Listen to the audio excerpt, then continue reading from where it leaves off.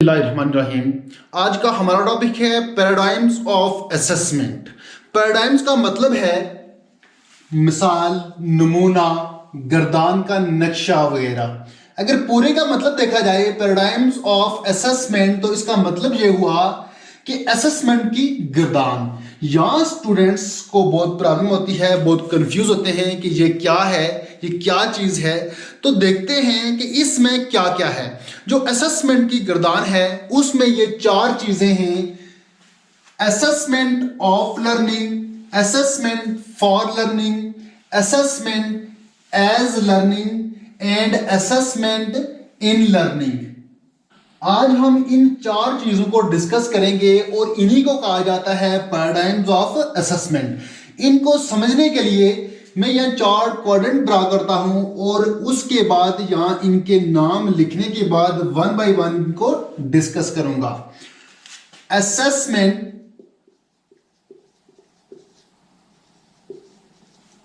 Of learning, assessment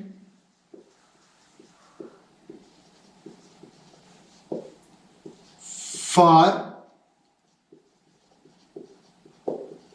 learning, assessment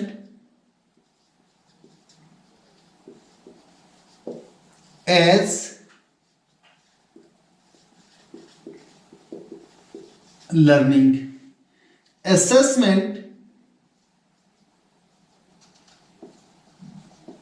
in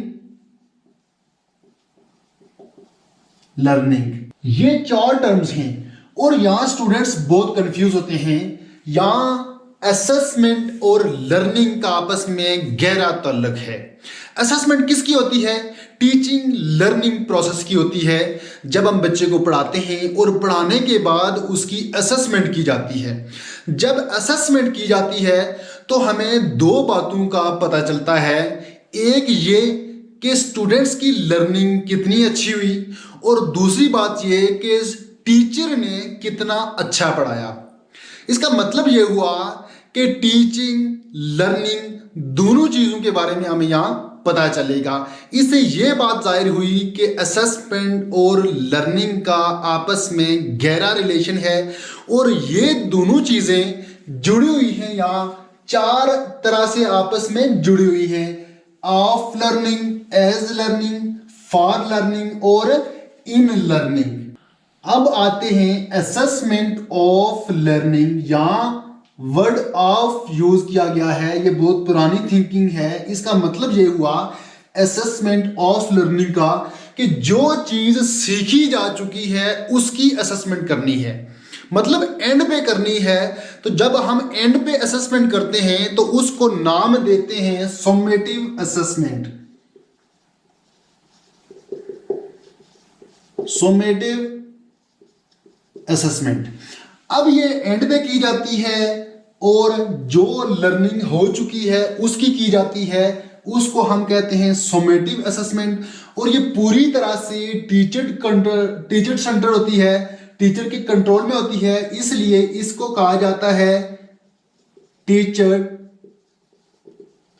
centred. Teacher centred क्योंकि यहाँ जो भी फैसला करना होता है, जो भी डिसीजन लेना होता है वो टीचर लेता है कि असेसमेंट हमने कब करनी है, कैसे करनी है, किसकी करनी है। स्टूडेंट्स का रोल नहीं होता। उसके बाद ये है असेसमेंट ऑफ लर्निंग। अब असेसमेंट फॉर लर्निंग में क्या है? असेसमेंट फॉर लर्निंग के लर्निंग के लिए असेसमेंट। वक्त गुजरने के साथ साथ थोड़ी सी चेंज भी आई कि लर्निंग को इंप्रूव करने के लिए असेसमेंट। जब लर्निंग को इंप्रूव करने के लिए असेसमेंट की जाती है तो उसको कहा जाता है फॉर्मेटिव असेसमेंट।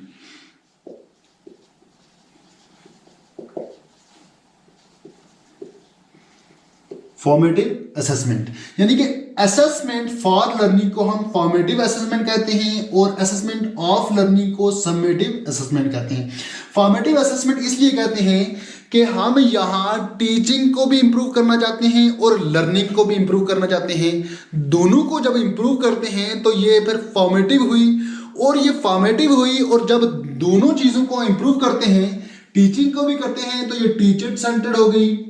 और उसके साथ साथ हम लर्निंग को भी इंप्रूव करते हैं। लर्निंग को इंप्रूव करते हैं तो इसका मतलब ये हुआ कि ये स्टूडेंट सेंटर्ड भी है। अब जब असेसमेंट फॉर लर्निंग आए तो इसका मतलब ये हुआ कि ये फॉर्मेटिव असेसमेंट है और टीचर सेंटर्ड भी है और स्टूडेंट सेंटर्ड भी है।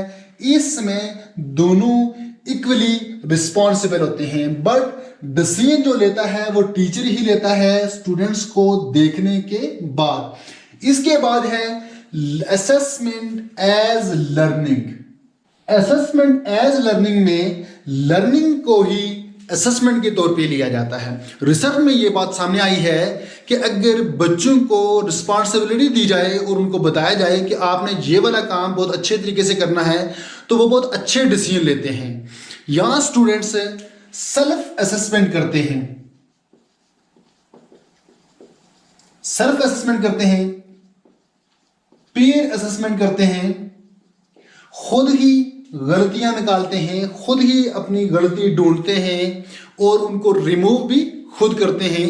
अपने पीयर्स की जो असेसमेंट वो करते हैं, अपनी पीयर से करवाते हैं, सेल्फ असेसमेंट करते हैं। ये कहाँ होती है?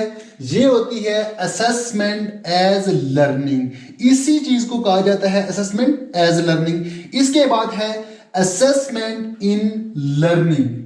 असेसमेंट इन लर्निंग, इसका मतलब यह है कि लर्निंग में ही असेसमेंट है। जो लर्निंग है वही हमारी असेसमेंट है। जब कोई लर्नर लर्न कर रहा होगा तो उसी वक्त उसकी असेसमेंट भी होती रहेगी। इसकी एग्जांपल इस तरह से है, जब हम मिल बैठ के किसी एग्जाम की तैयारी करते हैं तो साथ बीच में हम क्वेश्चन भी करते हैं कि ये इसका आंसर इस तरह से है, एक दूसरे से मिलके पूछते भी हैं। तो उसी लर्निंग में हम एक दूसरे को असेस भी कर रहे होते हैं, खुद अपनी भी असेसमेंट हो रही होती है। इसका मतलब ये हुआ कि जो हमारी लर्निंग थी उसी लर्निंग में हमारी असेसमेंट भी है।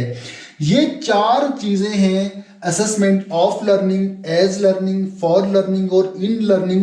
इन्हीं चीजों को कहा जाता है पैराडाइम्स ऑफ असेसमेंट। ये आज की शॉर्ट सी वीडियो थी।